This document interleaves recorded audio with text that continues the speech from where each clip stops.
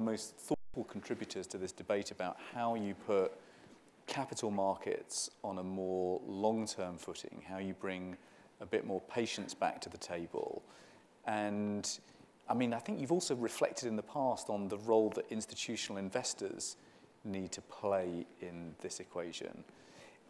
Is this a space where you think there is a consensus beginning to build for reform, or are we still some way away from that? That's for Xavier. That's for me. Well, you're raising expectations in terms of calling for my thoughtful contribution. I grew up in a sink estate, and I can tell you that one of the greatest resources that I've ever seen in terms of creativity and entrepreneurial spirit, although it's obviously not in its majority applied to legal enterprises and legal endeavors, is the incredible resourcefulness that one finds in very poor neighborhoods, in urban environments. I found the same in Eastern Paris as I found in Eastern London.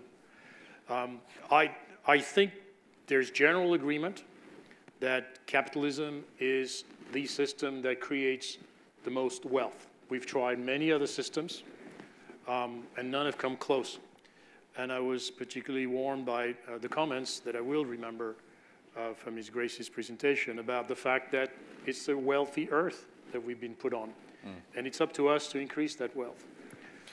But there's also the other point that I got from Archbishop Justin's presentation is the weak can be strong.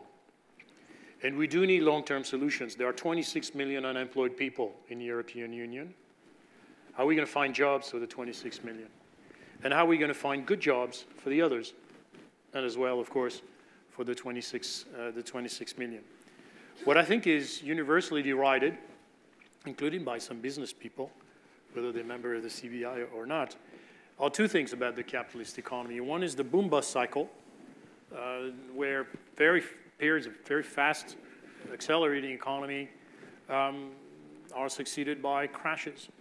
And it's very difficult for human nature to adjust to that change, and it's obviously extremely destructive. But it's also the concentration, as we've heard, of wealth and power at the top, the 1%, 99. And there's many things we can do about that: taxation, education. But there's also something that we don't do enough, because fundamentally, and this is particularly applicable to Europe, our societies and the way that we apply the mechanisms of capitalist economy in Western Europe are focused essentially on debt. And I'll make the link, if you'll allow me a couple of seconds, with the creation of good jobs and the creation of wealth and the sharing of wealth. The financing of companies in Europe depends to the tune of in excess of 80% on a system that is highly concentrated in the hands of a very, very small number of financial institutions that enjoy, and most people don't know, a very large fiscal subsidy as they build up their balance sheet. The banks lend.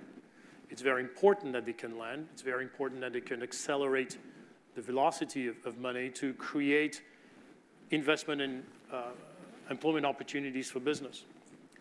But as they leverage up excessively, in the process of doing so, creating very large bonus pools for banking employees, as they leverage 10, 20, 30, 40, 50 times, there were banks that were leveraged 60 times in 2008. They continue to enjoy that subsidy. Then they're bailed out by taxpayers, at least some of them. And we have in Europe, and this applies both to the private economy but also to the public sector, where governments have accumulated a huge amount of debt, a financing system which is based on debt.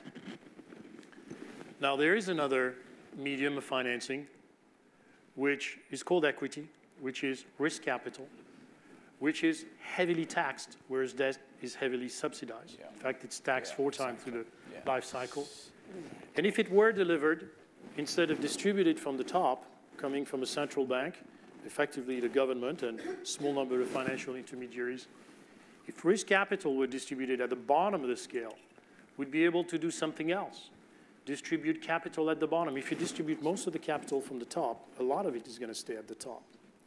If you enable a much wider segment of the population to create their own businesses, I mentioned the 26 million unemployed workers in the EU. There are 23 million small and mid-sized enterprises in the European Union. And many of them tell us that their number one issue is access to capital so they can grow. By the way, these SMEs tend to be based on innovation. They offer something new, a service. It can be a piece of technology. It can be new science. They have pricing power. They create good jobs. They're going to hire educated people, but also people that are less educated and provide supporting jobs. Yet, risk capital is very difficult to secure and is extremely highly taxed. So what about, with a view to enable these small and mid-sized enterprises to have easier access to small chunks of the capital they need, and that's not bank debt, certainly not at the startup level. Bank debt means a lien, a mortgage on your house if you're an entrepreneur, means servicing of the debt. Equity means the investor is aligned with your investment objectives, takes the chance of a potential bankruptcy, will not ask for servicing through coupon payments or other of that capital, and takes the upside. That alignment of interest, that redistribution of capital, and that recalibration of the way our financial markets function is very important because it's going to help millions, and there are 4.8 million of these SMEs in the United Kingdom, to create a lot more wealth with the appropriate type of capital in the appropriate amount at the right cost so that they can create more jobs much more quickly. If we want to have a long-term solution, assuming that we want to operate in a capitalist economy, that is a political choice. It's not a choice for business to make, but for citizens. But if we want to leverage the power of the capitalist economy, let's use risk capital. Let's make it available to individuals, to entrepreneurs, so a lot more of that wealth, rather than being distributed through debt mechanism, can be contributed to entrepreneurs, whether they are graduates leaving universities or whether they are poor people coming out of poor neighborhoods. And you may say, well, that's a figment of your imagination that will never happen. Consider the example of the Prince's Trust in the United Kingdom. In the last 25 years, the Prince's Trust has helped children, young teenagers, young people with significant issues, either with their education, truancy issues, mild delinquency, broken families, drug addiction in some cases, has helped the creation of 65,000 new businesses by providing a little bit of seed capital, providing them guidance. And I think this is an issue that business, government, and other stakeholders, unions and many others, where we could do a lot better in Europe. What about recalibrating also the way the capitalist economy functions? What about moving away from debt and its addictive power of creating not only a very volatile economy with frequent bankruptcies, but also a distribution of capital, which makes it much harder through the high concentration of the distribution of capital through a very concentrated banking and financial services market. What about looking at a different vehicle, different model? And there's many opportunities, private equity, venture capital, crowdfunding. There is an ongoing democratization of the distribution of capital. I think governments and politicians throughout the EU are starting to realize that it's also about giving the opportunities to those whom you would not necessarily think of as capable of creating new services, new wealth, new innovation. That is something that business is actually very good at. That is a resource, and the weak of this society is the contribution that they can make to our economy. They tend to be extremely innovative, something that all of us in business tend to lose after a little while as we get maybe a bit complacent or we get a bit routine-based in our activities. So I think there is also, for the long term, besides the traditional tools of taxation and, frankly, education, there is also the way we control, and this is a power question. Who actually distributes capital? Who gets access to it? And are we going to empower a new generation of young entrepreneurs, millions of them, in fact, in the European Union? May they come from poor or rich background, are we going to empower them to establish their ideas, create new wealth and employment? It's a pretty big point, this, isn't it? Because, I mean, I serve the constituency in Britain with the highest youth unemployment.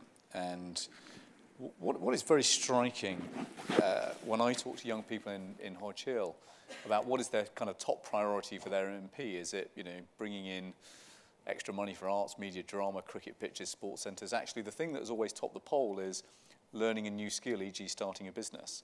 So that there is definitely an entrepreneurial generation that is coming through that actually could be better connected with capital and the opportunities to get going.